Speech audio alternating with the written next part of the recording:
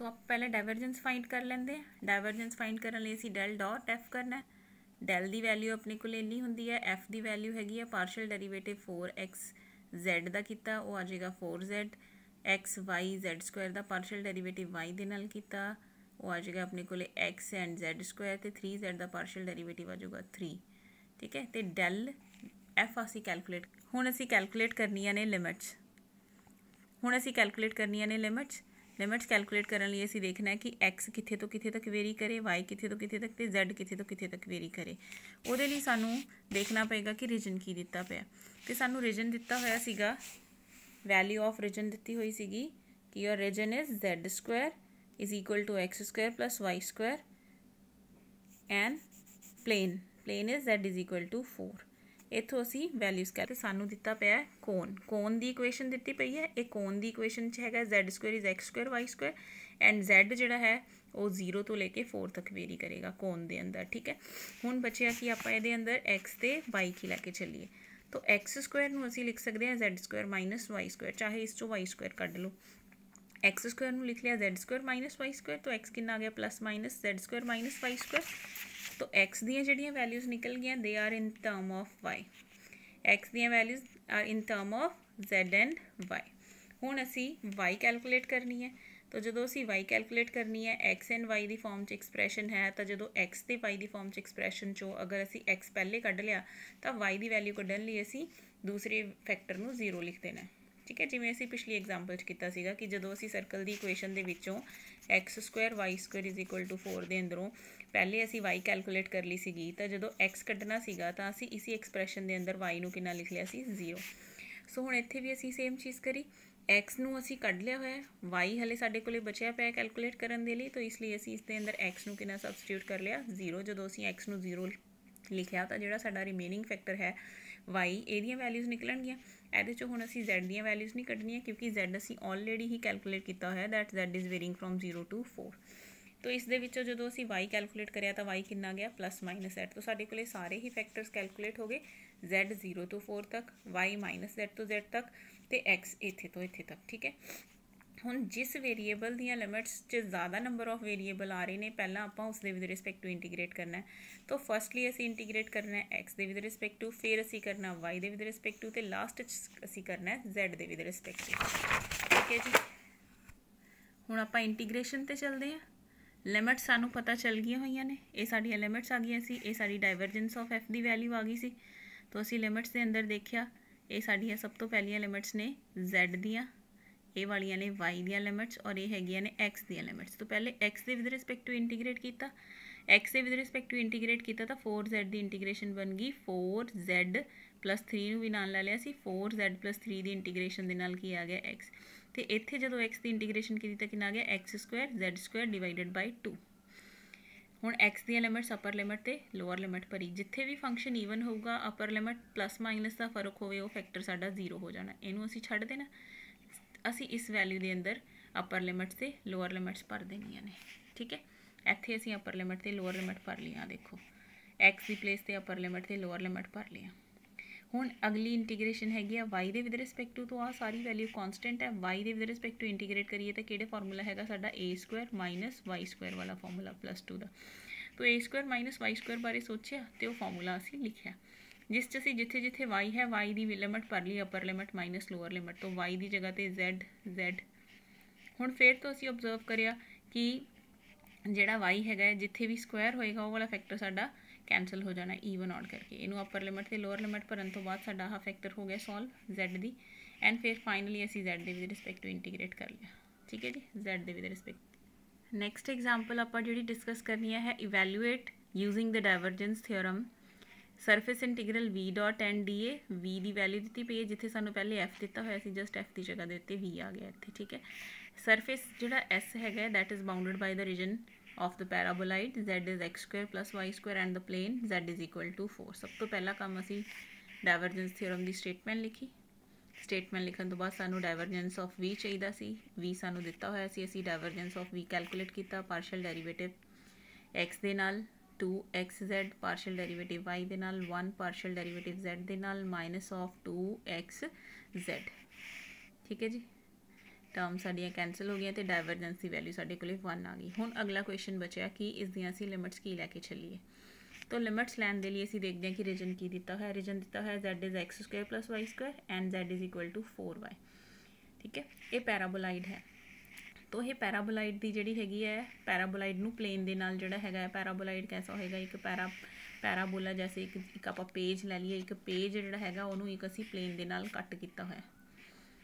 तो प्लेन जिहड़ा हैगा वो दूसरे नंबर ते यानी कि हायर पोजीशन ते आऊगा तो पैराबोलाइड जिहड़ा हैगा वो इस नीचे आ जाएगा। तो ये लिमिट्स लैन के लिए असीं देखिए की कीता, z is x² + y² and z is equal to 4y। इस तो असीं पहले पैराबोलाइड की इक्वेशन लिखी, तो z कितने तक वेरी करता अप टू द प्लेन। तो z दी वैल्यूज तो सीधियां सीधियां कैलकुलेट हो गई कि x² + y² पैराबोलाइड की इक्वेशन तो लैके प्लेन की इक्वेशन तक, जिदा पैराबोला होंदा उन्होंने प्लेन ने कट करिया।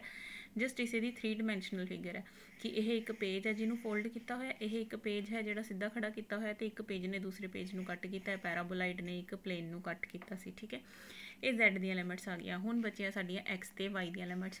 असीं इक्वेशन लिखते हैं z इज़ x² + y², जिस च असीं z जिहड़ा हैगा इहदे चों असीं x कैलकुलेट कर लैंदे हैं। x² कितना बन गया साडा z - y²। ठीक है, हुण इस च z की वैल्यू एक होर पई है 4y, तो x² इज़ 4y - y²। इस दे अंदरों असीं कैलकुलेशनस कर लिया, इधर अंडर रूट शिफ्ट किया तो x कितना गया +-√4y - y², तो x भी कैलकुलेट हो गया।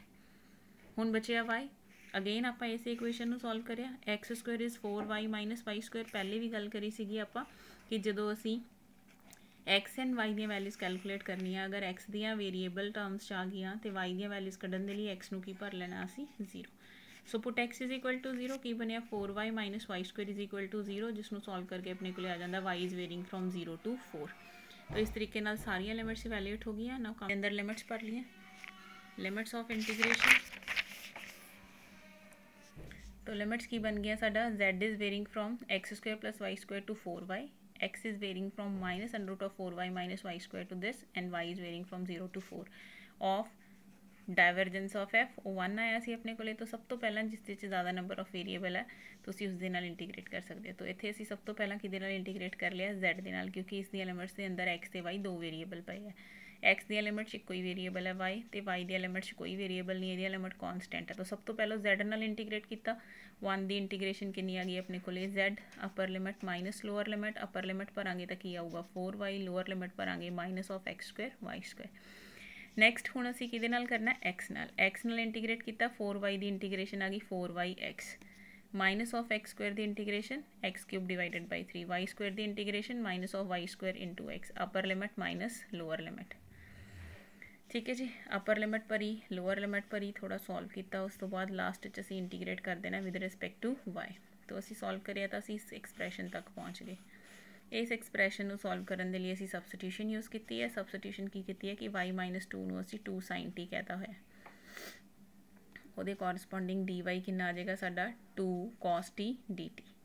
जदों असीं इस दे अंदर वैल्यूज़ कट के देखिए, जदों असीं y नूं इहदे अंदर 0 भर देंदे आ तो साइन की वैल्यू कितनी आ जाती है -(1), 2 and 2 कैंसल करके साइन की वैल्यू कितनी आ जाती है -1। साइन -1 किस एंगल से होंगे π/2 देते, -π/2 देते। और जो असीं 4 भर देंगे हैं तो वैल्यू कितनी आ जाती है 2 and 2 कैंसल होकर 2 and 2 कैंसल करिया पॉजिटिव, तो वेरीएशन कितनी आ गई एंगल की -π/2 तो लेके π/2 तक।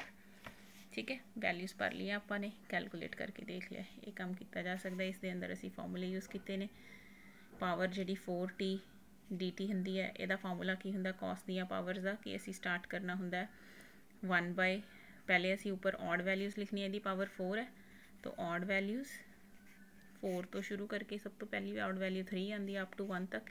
नीचे असीं लिखनिया होंदियां ईवन वैल्यूज़ और इंटू लगाना होंगे π/2। This is a formula of the powers of 4। इत्थे जे असीं 6 होंदी तो असीं शुरू कर देंगे 5 3, नीचे 6 4 एंड π/2। इस तरीके नाल ये पावर्स नूं सॉल्व करीदा।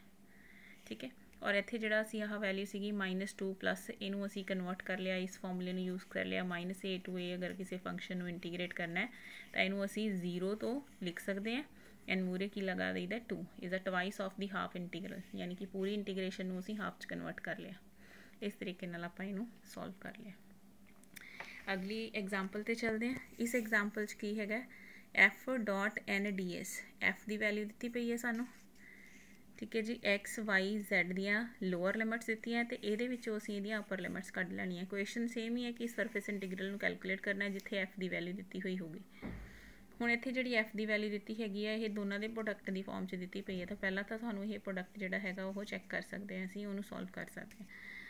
तो डाइवर्जेंस थ्योरम हैगी F dot N triple derivative. तो सब तो पहले असीं डाइवर्जेंस ऑफ एफ ही कढ लिया। डाइवर्जेंस ऑफ एफ कढण दे लई असीं डेल लिखिया ते आ सानूं एफ की वैल्यू दित्ती पई सी, ये असीं एफ की वैल्यू लिख ली।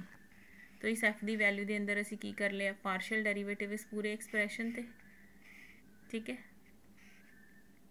पूरे एक्सप्रैशन ते ही लगेगा क्योंकि आई का कंपोनेंट ये सारे का सारा हैगा, ये पूरी टर्म ने आई दे नाल मल्टीप्लाई होना। असीं दा पार्शियल डेरीवेटिव किहड़ी वैल्यू का करना सी, आई दे कंपोनेंट का। इत्थे आई दे नाल किहड़ी टर्म मल्टीप्लाई हो रही है, पूरी टर्म। इदां ही जदों असीं जे वाली टर्म का पार्शियल डेरीवेटिव आई का करना है तो जे दे नाल फिर तो पूरी टर्म मल्टीप्लाई हो रही है, के दे नाल फिर तो पूरी टर्म मल्टीप्लाई हो रही है, ठीक है। तो इस तरीके नाल पार्शियल डेरीवेटिव निकले।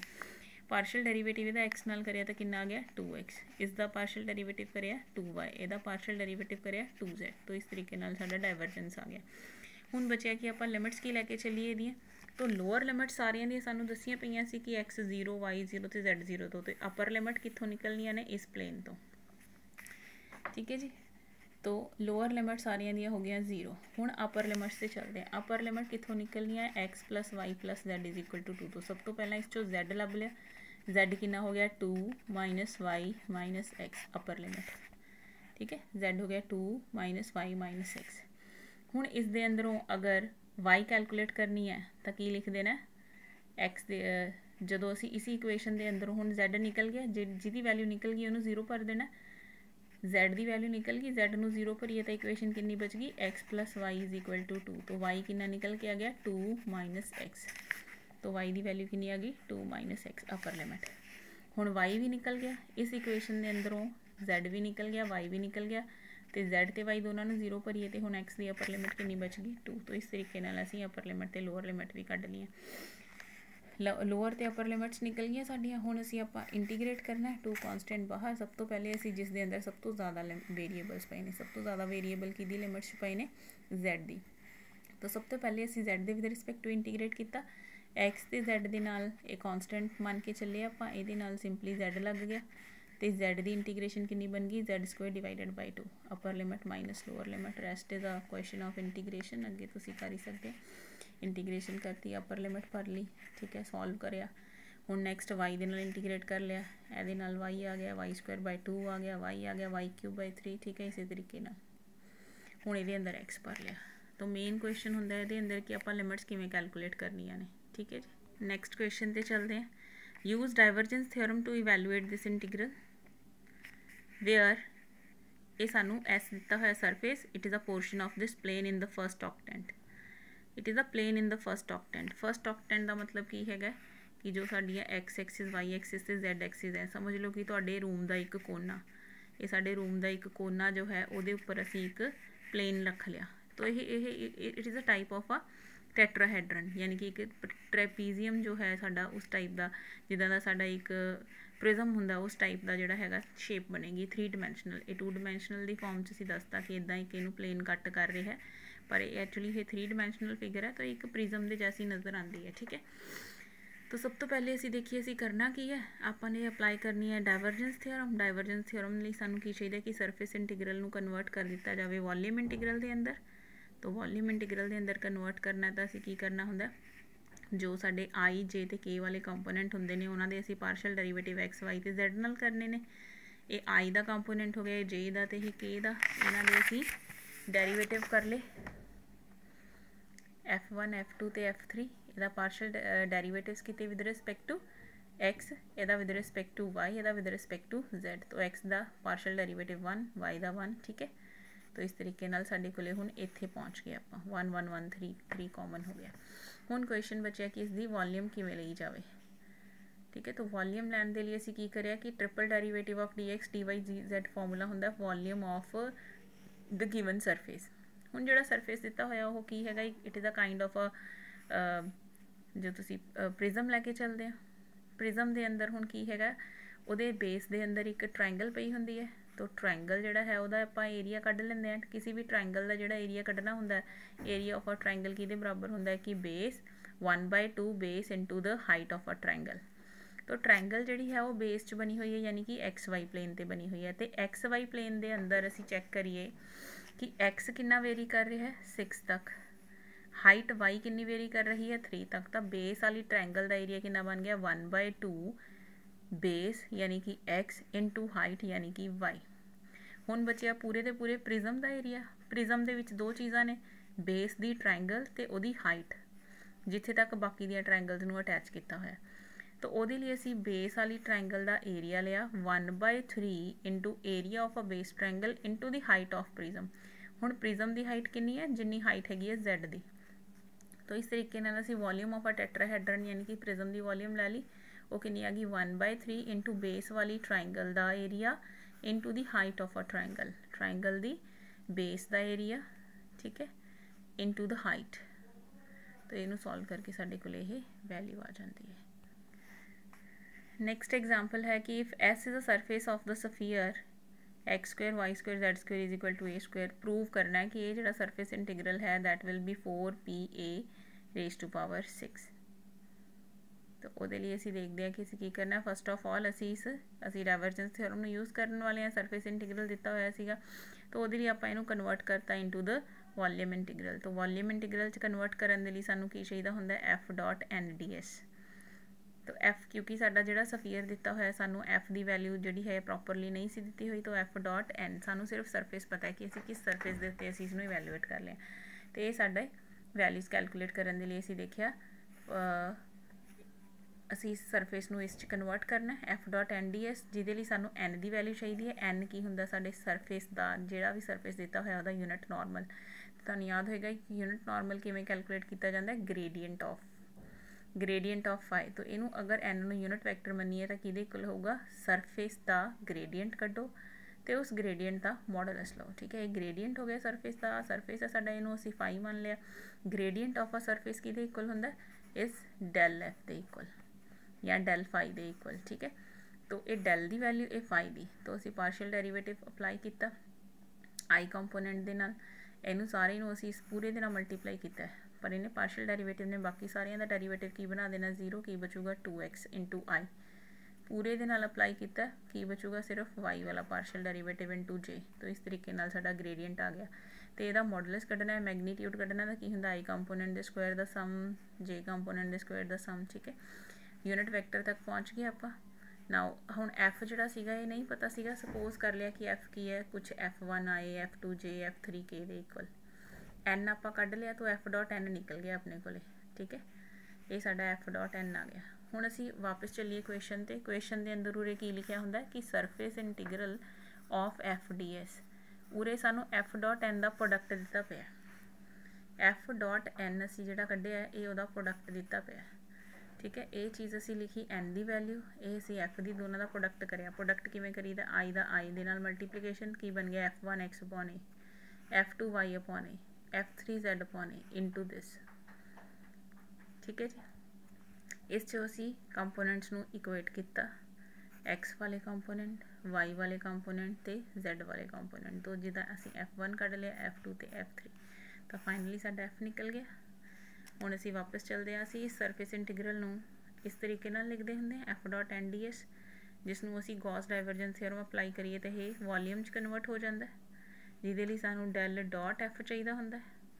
del.F कढ़ना होवे तो किवें कढ़ीदा असीं, del की value partial derivative I, partial derivative Y, partial derivative Z, जिसका असीं डॉट प्रोडक्ट लैना हुंदा F दे नाल।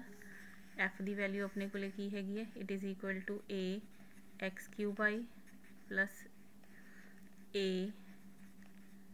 ay³ j az³ तो आई का आई कंपोनेंट के नाल पार्शियल डेरीवेटिव करिए तो कितना बनूगा 3x², ठीक है। अगे आ जाएगा 3x², ए नूं असीं कॉमन कर लिया, अगे आ जाएगा 3y² 3z², 3 नूं भी कॉमन कर लिया 3a, x² y² z² जिहड़ा सी वो किहदे इक्वल सीगा, it is equal to sphere, value कितनी है a²। तो इस करके x² y² z² की जगह किने लै ली a², ठीक है। और जदों भी साडे कोले सिर्फ इन्नी क वैल्यू बचे, ਇਹਦਾ मतलब हुंदा वॉल्यूम लिख लो जिस भी सरफेस नूं दिता होया। ਸਰਫੇਸ ਕਿਹੜਾ ਦਿੱਤਾ ਹੋਇਆ ਸਫੀਅਰ, ਤੇ ਸਫੀਅਰ ਦੀ ਵੋਲਿਊਮ ਦਾ ਫਾਰਮੂਲਾ ਕੀ ਪੜਿਆ ਹੋਇਆ ਸੀ ਆਪਾਂ ਨੇ 4/3 ਪਾਈ ਰੇਡੀਅਸ ਦਾ ਕਿਊ। तो इस सफीयर का रेडियस देखो कितना सीगा ए, तो की बन गया अपने कोले ये सारी साडी टर्म जड़ियाँ कॉमन कीतियां हुई ने, आ वॉल्यूम का फॉर्मूला है, आ रेडियस हो गया। तो इस तरीके नाल साडा ये क्वेश्चन हो जाएगा। ठीक है बेटा।